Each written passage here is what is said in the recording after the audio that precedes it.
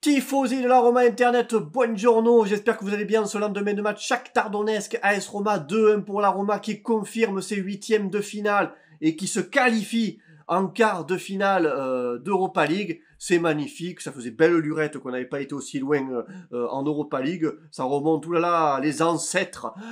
Donc c'est vraiment une très grande nouvelle, très bonne nouvelle pour nous, amis Tifosi. La Roma... Hier, qui confirme un statut, je vais dire, d'outsider, hein, voilà. C'est pas la plus faible, c'est pas la meilleure équipe de l'Europa League, mais c'est celle qui peut éventuellement aller le plus loin. Et la Roma se bat pour, je pense, pour cette compétition, pour aller, pourquoi pas, décrocher ce trophée, qui ça serait fantastique. Enfin, un trophée européen. Je compte pas le trophée de la Coupe des Villes de Foire, parce que voilà, ça, personne ne s'en souvient, ou alors dans l'histoire, ça compte pas. Enfin bon, pour nous, c'est dans le cœur, hein, quand même, d'avoir un trophée européen, mais bon, voilà. Ça serait vraiment exceptionnel.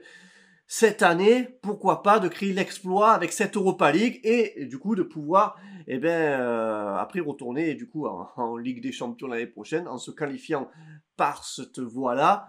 Et alors après il y en a certains qui disent de lever un peu le pied en championnat. Bon, moi je suis pas trop d'accord, mais bon, à un moment donné, c'est vrai que si l'Europa League, il n'y reste plus que 5 matchs, si on arrive à les prendre, je dis pas non. Alors je vais faire les notes, hein. J'ai pris la Gazzetta dello Sport. Alors, il y a une petite polémique depuis hier sur la Gazzetta dello Sport parce que la Roma est la dernière équipe en Europe italienne. Donc, du coup, voilà. Bon, déjà, la première de coup, il y a un petit encart pour la Roma. Youhou, ça, c'est pour une fois. Merci Rome, le doublé de Mayoral, les Giallorossi restent en Europe, tirage au sort des quarts de finale aujourd'hui à 13h, donc on saura qui sera notre prochain adversaire pour les quarts de finale. Allez, à l'intérieur de l'article, doublé de Mayoral, les Giallorossi sont en quart, Fonseca guide l'Italie à l'assaut de l'Europe. Voilà, j'ai les notes des joueurs, donc du coup on va faire comme ça. Le meilleur, 7-5 Mayoral. C'était son jeu et cela se voyait tout de suite. Il attaque bien dans l'espace, joue vertical et dicte les passes et marque un doublé en or. Mayoral, 7 buts en Europa League. Il est dans le top des meilleurs buteurs. Je pense que ça va continuer. Il y a possibilité que Mayoral termine peut-être meilleur buteur de cette compétition. On te le souhaite. 6-5 pour Lopez. Ses arrêts sur Konopianka et Marlos ont été décisifs pour Lopez. Toi aussi. Ça y est, tu reviens à un très bon niveau. Je sais pas si l'année prochaine ça va permettre de pouvoir rester à la Roma, j'en sais rien, mais en attendant, on profite très bien de toi. Tu es en train de vraiment revenir à un excellent niveau. Tu es décisif et tu es titulaire. Voilà. Après, derrière, il y a Mirante. Si vraiment un jour tu te casses la gueule, j'espère que Mirante fera le taf pour te remplacer. Mais en attendant, pour l'OPEF, chapeau.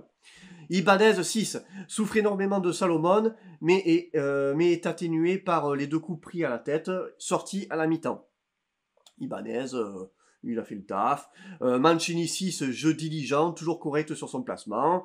Cristante 7, perd 11 balles, mais bon, sa performance a été de très haut niveau. Voilà, comme je l'avais dit la dernière fois, moi, quand c'est la défense avec les 3 petits jeunes, qui est pour moi la défense du futur, ça colle pas. Et quand on met un Cristante qui a de l'expérience ou alors un Smalling, et pourtant, Dieu sait que Cristante, c'est pas son poste. Pour moi, c'est la recrue défensive de cette saison, Cristante, et Dieu merci, heureusement qu'il est là. Mais voilà, quand il y a un point de fixation au milieu, un gars d'expérience comme ça, la défense, elle est nickel chrome. 6-5 pour Kumbula. Il se dégage de Parme, oui, parce que lui, il fallait lui faire oublier un petit peu la prestation de Parme. Donc, il se dégage de Parme avec un test hier soir important, tant dans le marquage que dans les balles hautes. Voilà, pour Kumbula. La défense, hier, ils ont fait le taf. Hein. Il n'y avait pas grand-chose à dire sur la défense. Sur l'ensemble, sur la globalité du match, il fallait gérer. On voit bien que le Shakhtar avait la possession de balle. Donc hier, gestion de match et la fatigue, parce qu'il y a Naples dimanche. Karsdorp 6-5, poussée constante, génère l'avancée sur le 1-0, but décisif, donc du coup, dommage pour le carton jaune, il sera disqualifié. Bon, Karsdorp, je sais, apparemment il a eu un carton jaune, j'ai un doute, mais bon, si c'est écrit. Bruno Pérez, il gère son secteur. Villar, 7. 6 pour Bruno Pérez. Villar 7 joue beaucoup de ballons, propose de super passes et n'abandonne pas le rythme et même le combat.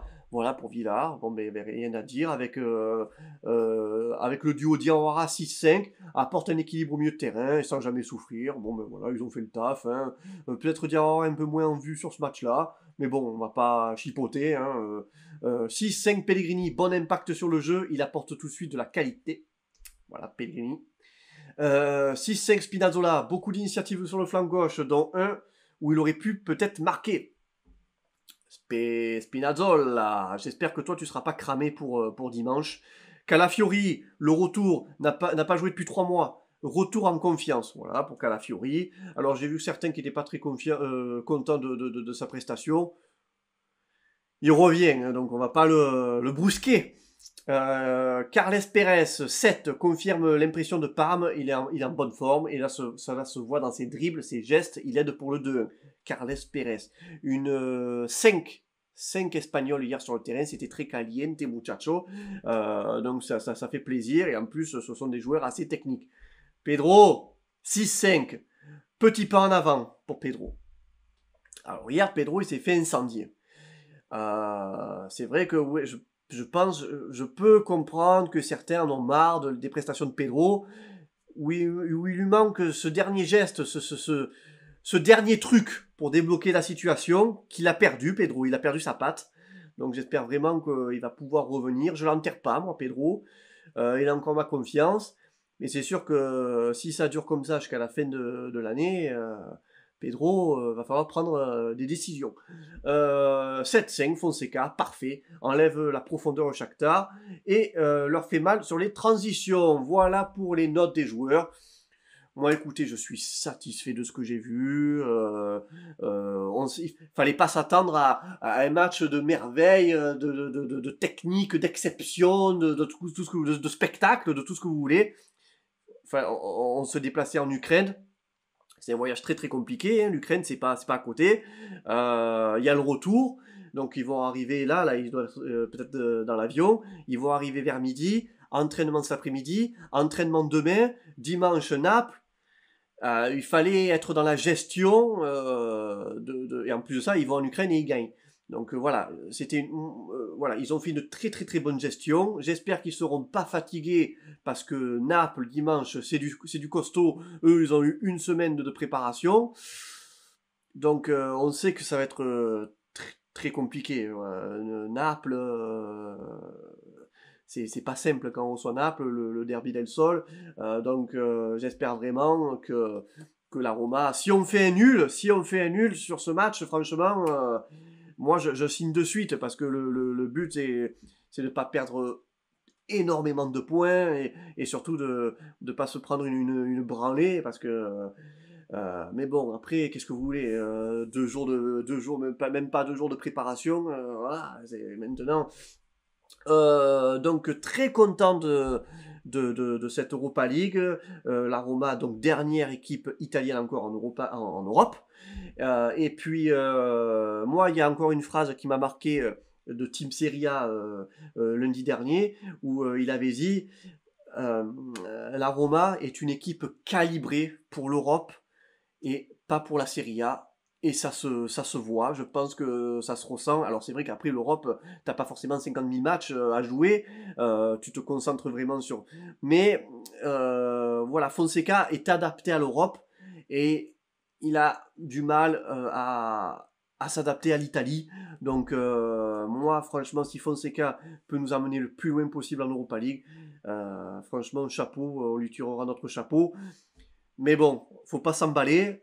Comme il a dit Johan Crochet sur RMC dans l'after, eh ben la Roma, on la connaît, hein, c'est la malédiction de la Roma, c'est que quand elle tombe sur le match le match le plus important où il faut absolument gagner, eh ben elle tombe plus bas que terre et avec des résultats catastrophiques et des rouges que tu m'en veux. Donc voilà. Bon les amis, moi j'ai fait le tour. J'espère que que vous avez passé un bon week-end. On se retrouve dimanche pour Naples. Donc nous, ça sera à 23h. Il y aura la Curva Luca. J'attends impatiemment le tirage au sort à 13h pour savoir contre qui on va tomber. Et puis écoutez, on verra par la suite. Voilà. Je vous souhaite une très bonne journée. Et Forza Roma. Ciao, ciao.